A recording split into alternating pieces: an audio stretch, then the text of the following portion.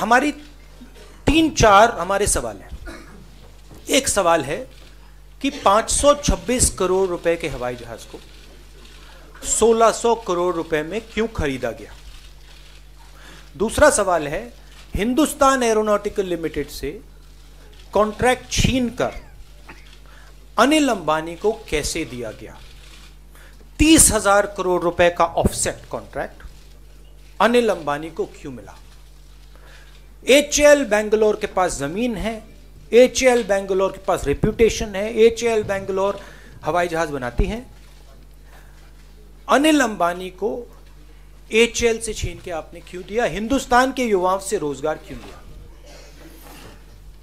उसके बाद हिंदुस्तान में रोजगार की कमी है, आपने फ्रांस की सरकार को कहा कि आप भैया हवाई जहाज फ्रांस में बनाइए और 36 हवाई जहाज की जरूरत है। तो ये हमारे सवाल हैं। और आपने वैसिलेशन सरकार का देखा। डिफेंस मिनिस्टर ने, जब मोदी जी फ्रांस गए वापस आए, डिफेंस मिनिस्टर ने सीधा बोला कि देखिए मुझे कुछ नहीं मालूम, मुझे नहीं मालूम, प्रधानमंत्री को मालूम है फ्रांस में क्या हुआ। फ्रांस के राष्ट्रपति हॉलैंड कहते हैं कि नरेंद्र मोदी ने डायरेक्ट हमें ऑर्डर दिया है। प्राइम मिनिस्टर ऑफ इंडिया ने सीधा बोला भैया अनिल अंबानी को देना है, 36 हवाई जहाज खरीदने हैं और फ्रांस में बनेगा। तो हम आपको केस प्रेजेंट कर रहे हैं और हम देश को केस प्रेजेंट कर रहे हैं और कह रहे हैं कि सवाल, सरकार को सवाल के जवाब देने हैं। एक भी जवाब नहीं आता है।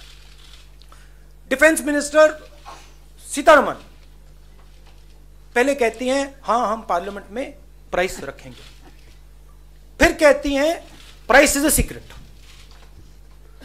मैक्रोन जी आते हैं, मनमोहन सिंह जी, मैं आनंद शर्मा जी उनके साथ बैठते हैं, कहते हैं भैया प्राइस इज अ सीक्रेट, कहते हैं नहीं price is not a secret, Hindustan के टैक्स पेयर का पैसा है, प्राइस सीक्रेट कैसे हो सकता है। उसके बाद प्राइस निकलती है, डैसोल्ट की ब्रोशर में प्राइस साफ निकलती है, 1600 करोड़ रुपए पैसा डैसोल्ट को दिया गया। तो ये हमारे सवाल है। वैसिलेशन होता जाता है। प्रधानमंत्री तो बोलते नहीं है, अरुण जेटली जी बोलते हैं, निर्मला सीतारमण जी बोलती हैं।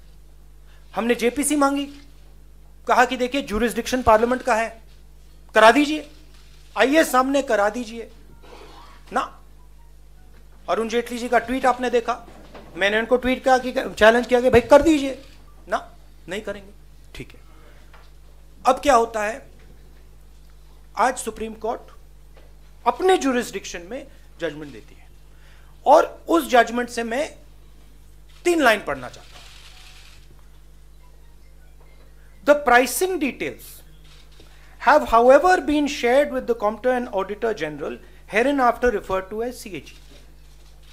And the report of the CAG has been examined by the Public Accounts Committee, hereafter referred to as PAC.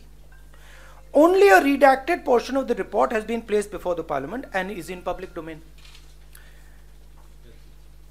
अब ये इस जजमेंट का फाउंडेशन है।